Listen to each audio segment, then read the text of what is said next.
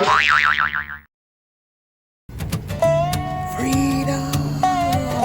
On the road again. Can't wait to get on the road again. We're on vacation! I'm Bear Paul.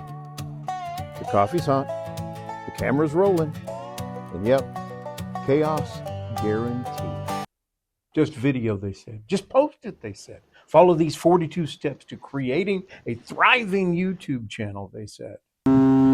Well, I took bad footage, tried new programs I didn't know how to use, and figured out my voiceover skills were not as good as I thought. See, harbor. Great. Call. The flight attendant. I'm having a stroke. Adventure. I demonstrated 10 things you are not supposed to do to start a new YouTube channel. But you know what? All in all, we had a great time. Here are our adventures. Our little channel is here to bring you lessons, laughter, and probably more mistakes than I care to admit. We're here for the adventure, and I'm here for the coffee. This is my beautiful wife of 39 glorious years, Gamay. And these are our tracks. The places we go, the mistakes I make, and the stories that we laugh about for years to come. Come along for the ride. You're more than welcome. Grab a cup of coffee and make yourself comfortable. I'm Bear Paul, and this is BearpaTrax. Now let's talk about that Alaska trip that almost fell apart before it even started. Our adventure starts deep in the heart of Austin, Texas. The bags are packed, the coffee's brewed, and the plan is simple. We're going to fly to Portland, meet my daughter, her husband, and my grandson, and take off on the grand adventure to Alaska together. That's our grandson there looking out the window. I guess you could figure that out without me having to tell you. You see, information overload is my superpower. We got started with a bang. Look at those names. Spilled my water even before we left the terminal. The flight attendant, she wasn't happy. Hadn't even left the terminal. Me, I'm in vacation mode. Grab some napkins, clean it up, we're good to go. I'm not too worried. Out of the way. Oh, by the way, don't Gamay's nails look great? She got them all dolled up for the trip. So our plan was simple. Fly to Portland, pick up the kids, get on the plane, head on out to our adventure starting out in Vancouver. But the airline, they had a different idea altogether. You see, they moved our flight up to the wee hours of the morning. I mean the wee hours of the morning. When we got there, the sun hadn't even gotten up and had its first cup of coffee yet. So since we got there earlier than we planned, we spent the day with the kids, which is a win-win, and then spent the night. Got up early the next morning, picked up the kids, headed to the airport, and headed out for our big adventure. If you've ever been to the Portland airport, let me paint the picture for you. It takes 15 minutes to walk from the car rental return to the ticket counter. Then another long walk, had to be a mile in Bear Paw speak, to the actual gate before we were ready to leave from there. I was pooped, but we made it to the Alaska Sky Lounge, and that's where we got to relax and start the flow of mistakes. Mistake number 2 through 5. Friends, if you plan on shooting video, always check the storage on your phone before you leave for the trip. You see, I wanted to use my phone to do all this videoing because these cameras are amazing. Why lug around another camera whenever you get your phone to do all of the heavy lifting for you? So I had 512 gigs of memory inside of my camera to store stuff, which is perfect, except I had used 502 gig of it ahead of time.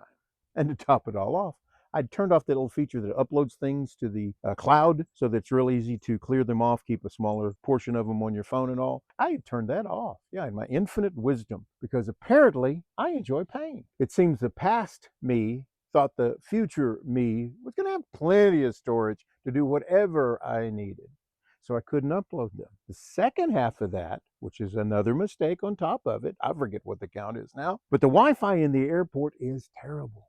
It will not let you do massive documents up to the clouds or anything like that. It's minimum at best. And so as a result, I couldn't use their Wi-Fi to upload the pictures to the cloud so I could clear off the space.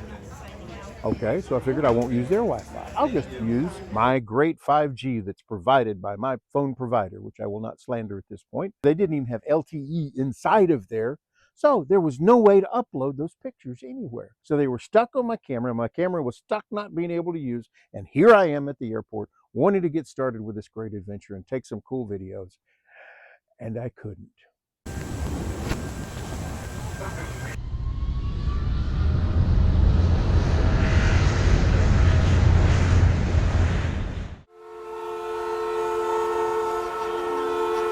After a smooth flight, a couple of complimentary Diet Cokes. And why don't they have Diet Dr. Pepper on these flights? And a lot of giggles from my grandson in the seat behind us, we land in Vancouver. Everything was looking up. New city, fresh adventure, and a doorstop of a phone that I can't take videos on. Speaking of doorstops, my grandson found the hotel's doorstop and started to make a new episode of How Does This Work? Spoiler alert, it makes a doingy sound. Vancouver, British Columbia. A beautiful city where the streets are clean, the air is crisp, and the coffee costs as much as a mortgage. One of the coolest things we saw was the Gastown steam clock. When you look at it, you would think, Victorian marvel from the 1800s. Nope. It was built in 1977 by a guy named Raymond Saunders and a metalworker named Doug Smith. Turns out the local merchants just wanted to hide a steam grate where the homeless people slept for warmth. Only in Vancouver can a heating vent become a tourist attraction. Still looks and sounds pretty awesome though. Take a gander.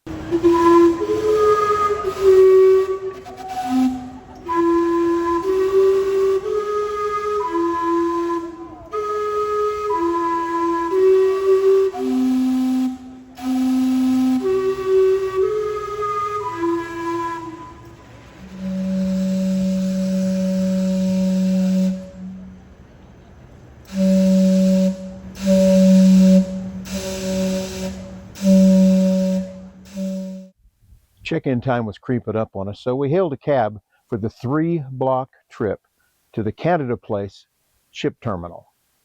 Except our driver had a different plan.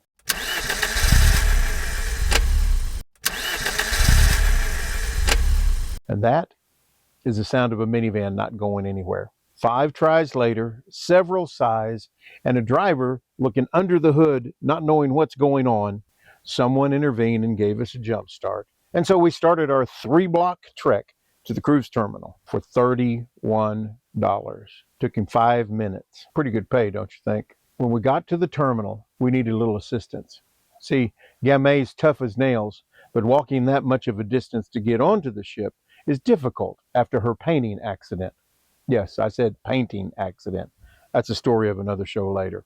The staff directs us over to a waiting area, which I will affectionately call Cruise Terminal Timeout, because we sat there forever and ever and ever waiting for a porter to come take us onto the ship. We watched family after family get on the ship while we were waiting and waiting and waiting. I was half expecting someone to give me a dunce cap. And finally our porter arrives, and another family tries to steal him from us. Oh, no, sir. Ain't nobody gonna steal my girl's ride. I jumped up, ready to do something. But fortunately, the lady who set us to the side intervened and made sure that we got the ride that we needed and kept me from being a YouTube sensation for all the wrong reasons. So finally, we were off to the races. But when we got on the ship, I looked at my trusty Apple Watch and it said that I had gone. It's talking to me now. I won't bore you with all of the ins and outs and the lines and the scanners. Go over here and go back over here. But by the time we got onto the ship, I checked my trusty Apple Watch and it said I had gone 3 times what is set for my move goal. I must have a pretty low move goal. So we were on the ship ready for our adventure. Welcome. We're glad that you're here. We're having fun. We're excited. Come on in and see what we've got. We have a wonderful bedroom. Actually, a pretty good sized bed and setup here. Our cabin was spacious and comfortable. They upgraded the TV and it left a big shelf for me to put all of my charging equipment on, so that was great. I would show you a picture, but surprise, no storage left. Good thing Gamay saved the day because she had her phone and was taking some video of the room. So you get to see what it looked like. Our balcony was big enough for Gamay and I to sit on and drink our coffee and watch the beautiful Alaskan scenery go by as we sailed. Outside, come on. The bathroom, though, let's just say it had a vintage personality. The tub was so high you had to take a running start to jump up into it. Fortunately, they took the ship 2 weeks after our cruise to Portland to get revamped. I wonder if that seaplane has emotional issues because it's only a seaplane and not an A-plane. We decided to skip the crowds on the top deck as we were cruising out of the harbor. There was a bridge ahead that looks like it's too low for the ship to go under. I'm thinking this is going to be the shortest cruise in history if we can't get out from underneath that bridge. Look how close we are to the top. But somehow we slipped under it without a scratch. Maybe the captain ducked a little bit. If he hadn't ducked, we'd have a convertible cruise ship, cruising with the top down. As the sun set on our first day, we felt that perfect mix of relief and excitement. It's me, Gamay, our daughter and son-in-law, and our grandson, ready for the adventure of a lifetime. What could possibly go wrong? Cue Serenity Vibe. The gentle sway of the ocean is rocking me to sleep. The fresh air is drifting in through the open balcony door. And in the middle of the night, I'm sleeping like a baby.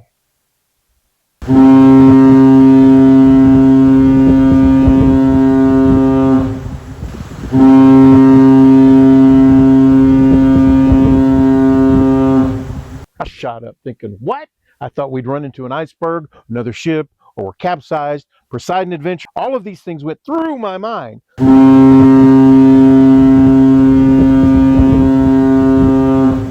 I ran to the balcony in my pajamas. Good thing I had them on. And bam, I ran into a wall of fog. Turns out, international law says ships in thick fog have to blast a 5-second horn every 2 minutes.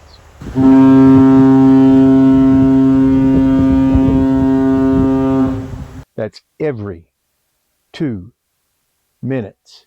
So sleep? Yeah, that ship has sailed too. While I was up, I tried to get some video of the pilot boat leaving the ship. It looked amazing, except I shot through a window covered in water. Lesson learned, move my lazy rear end a few more feet away and get a better shot. Our first full day was a sea day as we traveled toward Ketchikan, Alaska. While most passengers were out on the deck enjoying the fresh sea air and the panoramic views, I found myself in the ship's arcade, valiantly defending my honor at skee ball. The kids joined in, turning it into a family competition, but things got a little pitiful when I had to play air hockey solo. There's nothing quite like the sound of a puck ricocheting off the sides with no opponent in sight. At least I can say I was undefeated. Later that day, we were treated to a surprise outside the arcade windows. We spotted what we were pretty sure were dolphins surfacing, expelling air through their blowholes in playful bursts. It was a brief but thrilling glimpse of Alaska's marine life, and it made us even more excited for the adventures ahead. We have no idea. It is something. You didn't see anything pop up, did you? No. Just a little bit. Yeah, like you could. They're popping up, but. And as the sun sets on our day at sea,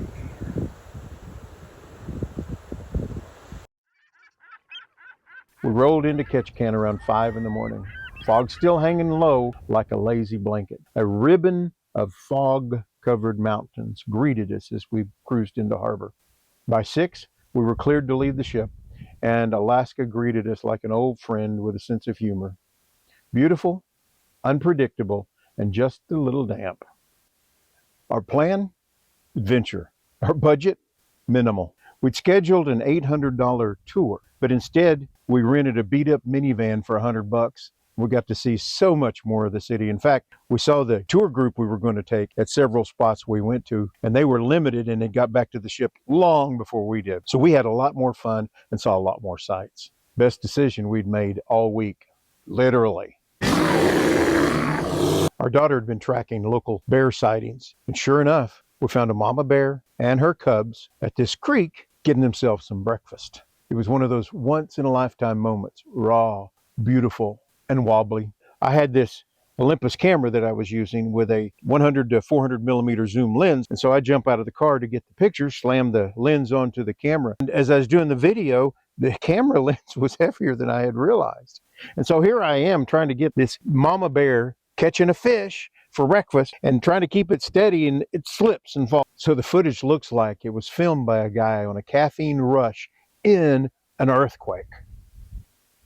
It was so shaky that even a sailor would have gotten seasick by watching it. The mama bear had caught a fish, and that fish was wiggling so much that it wiggled out of her mouth, and I was trying to get the shot. By the time I got the camera back up and focused, it was too late. The fish was long gone, and Mom was looking very puzzled at what had just happened. I lugged that big old Olympus DSLR with that big old lens all the way to Alaska just so I could get some spectacular footage. And here I am with a shot of a lifetime, and I didn't have my tripod. Yeah, I was back in the van, just didn't get it out. So lesson learned, if you're carrying heavy equipment, bring the tripod so you can get a good shot. Later that morning, we found a waterfall that was back off the beaten path. My daughter had been checking out other sites and adventures to go see as well. And I'm looking at the footage, and I didn't realize that we had taken a video of a stream running sideways across the rocks. I was this is so cool. National Geographic's going to be calling. They're going to want to get this footage. Unfortunately, I realized that I'd had the camera turned wrong because I was just filming the waterfall, but at the wrong angle. In my defense, I just was wanting to have a more artistic approach to my video. I also spotted these tiny, tiny, tiny little hermit crabs. Literally, they were the size of a pencil eraser, and they'd had their little shells on their back, and they were scooting across the shallows, and finally I was able to at least get a decent footage of them. So before heading back to the ship, we stopped at Jellyfish Donuts. I know, jellyfish doesn't sound good on a donut, but there were no jellyfishes harmed in the making of these donuts. They were wonderful donuts, no jellyfish or seafood in sight, and zero tentacles.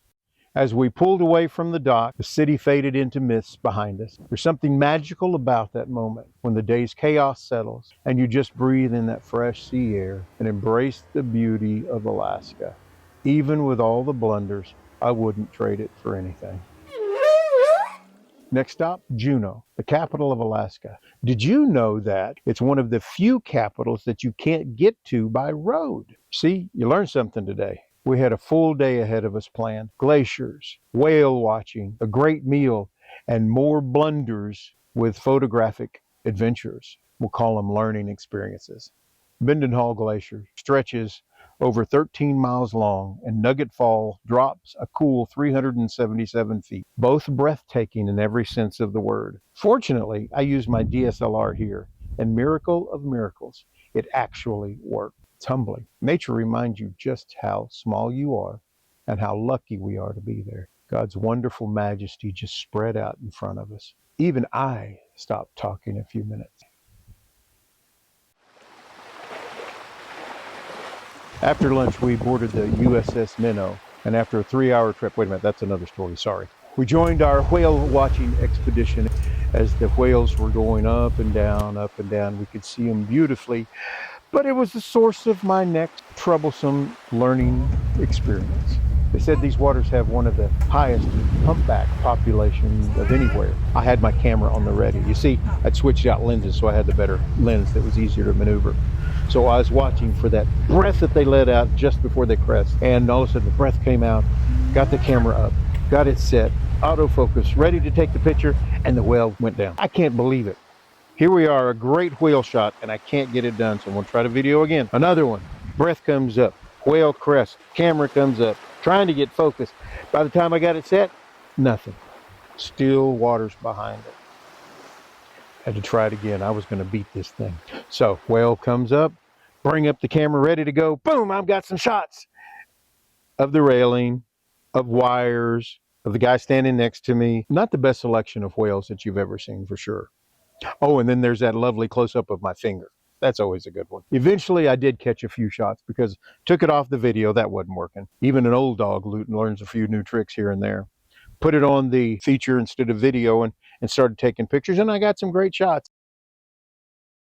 And then I got this last really good shot. I'd actually decided to try one more time the video.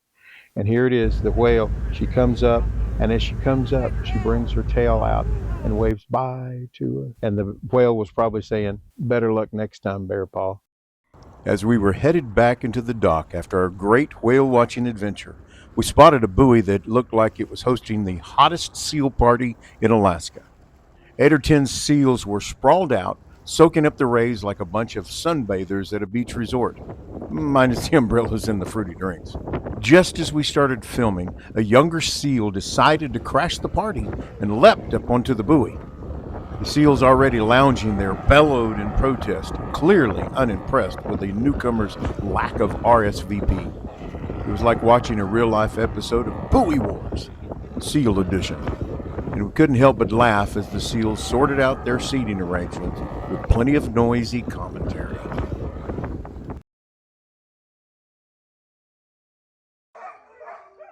Our sled dog adventure in Skagway was a highlight of our trip.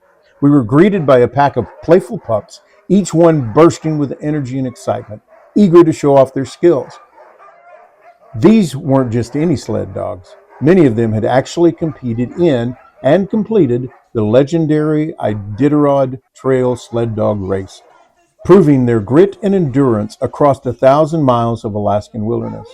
Watching them put through their paces was both impressive and heartwarming. Their enthusiasm for running was matched only by their love of belly rubs and attention from visitors. Meeting the mushers and hearing the stories from the trail made us appreciate just how much teamwork and trust goes into this iconic Alaskan sport. Here's a fun fact from our adventure. Iditarod sled dogs can require up to 12,000 calories a day during the race, which is nothing for me. About 6 times what the typical pet dog eats. Their diet includes high-energy snacks like frozen fish, meat, and even beef stew cooked on the trail. So when you see these dogs in action, you're witnessing some of the world's most elite canine athletes, fueled for endurance and speed.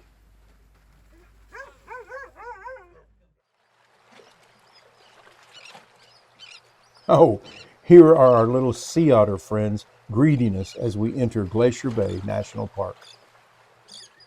Glacier Bay National Park, the crown jewel of our trip, and honestly the reason we picked this particular cruise. The Park Service only allows 2 cruise ships in a day, and our ship, the Sapphire Princess, made the cut. More than 50 named glaciers call this place home.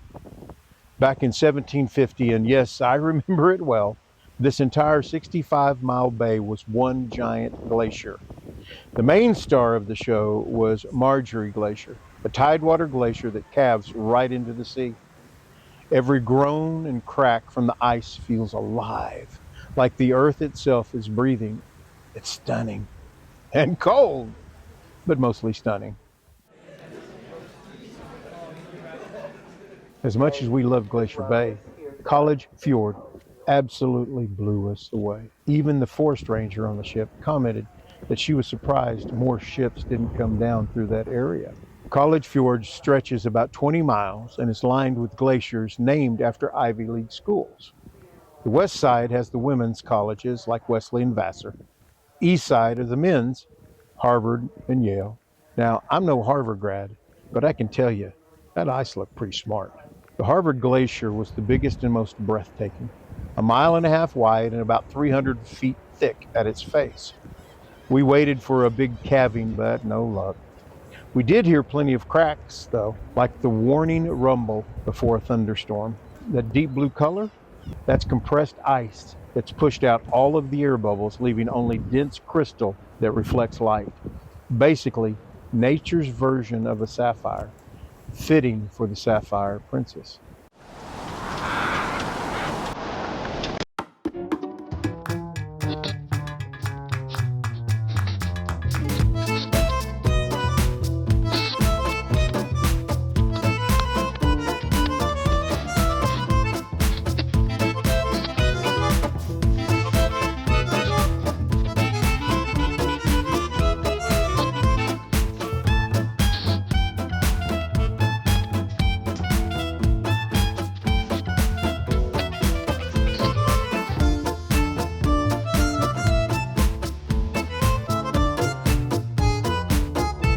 journey ended in Whittier, Alaska. It's a little port town that's very unique. You see, everyone lives in the same building.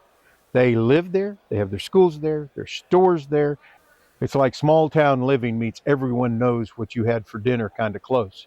Can you imagine when somebody burns the microwave popcorn? The whole city smells it. Whittier is only reachable by boat, plane, or tunnel. And that tunnel's so narrow, it's only one way. So if you're claustrophobic, maybe close your eyes and hum. From Whittier, we rented a car and headed towards Denali National Park. First up, Talkeetna, Alaska. It's a quirky little town with more character per square foot than a sitcom cast. Talkeetna is where the climbers register before tackling Denali, North America's tallest peak. We stayed at Talkeetna Alaskan Lodge. Big log cabin vibes with a killer view. When I say killer, I mean this view stopped me in mid-step. I walked in, looked out and said, well, I guess I can die now. And here we are, taking in the breathtaking view of Denali, the tallest peak in North America, standing proud and a little mysterious in the distance. On a clear day like this, it's almost as if Denali is photobombing every shot from the observation deck behind the Talkeetna Alaskan Lodge. Fun fact, the Talkeetna Alaskan Lodge was actually positioned so guests get what might be the best panoramic view of Denali without climbing a single mountain, unless you count the stairs down to the deck. And while Denali is famous for being over 20,000 feet tall, what most people don't know is that it's a vertical rise. The distance from the base to the summit is actually greater than Mount Everest. So, grab your cameras, your coffee, maybe a jacket. It is Alaska after all. And enjoy this postcard perfect moment, courtesy of our maker and some very clever lodge architects.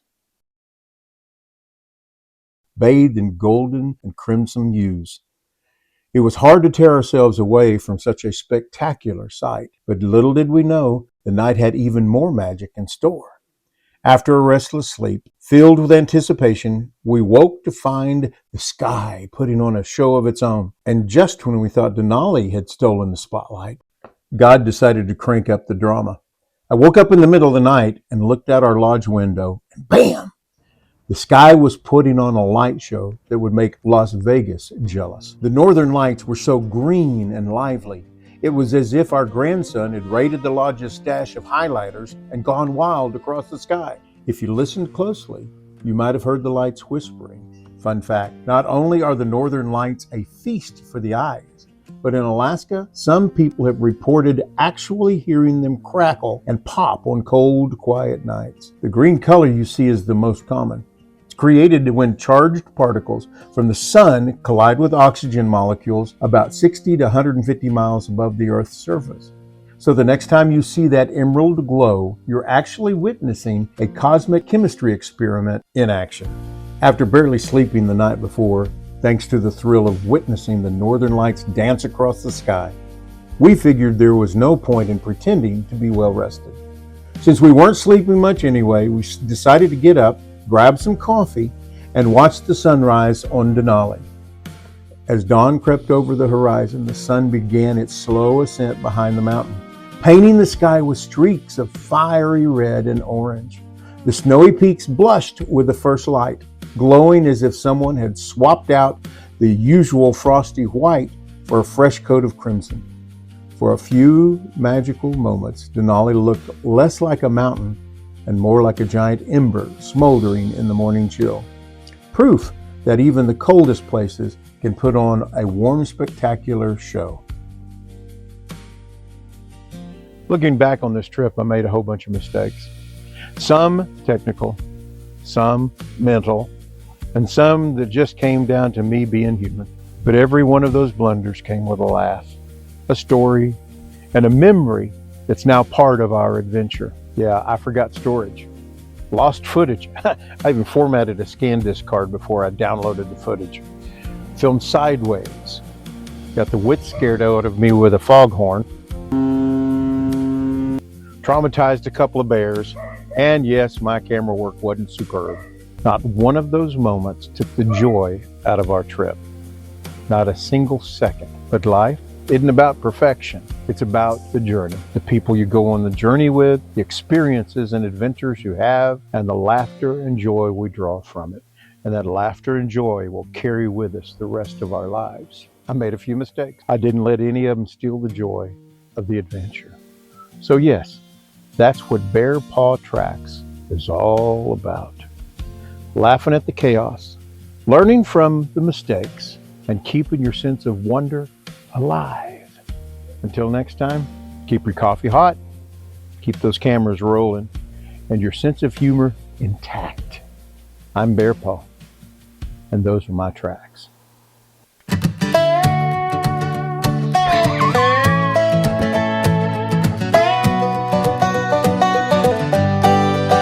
Well, you're watching BearpaTrax, where laughter meets adventure. Sometimes chaos tags along for the ride. Well, good morning, friends, and welcome to BearpaTrax. Well, I'm Bearpaw, coffee's hot and the camera's rolling, and yet chaos is guaranteed.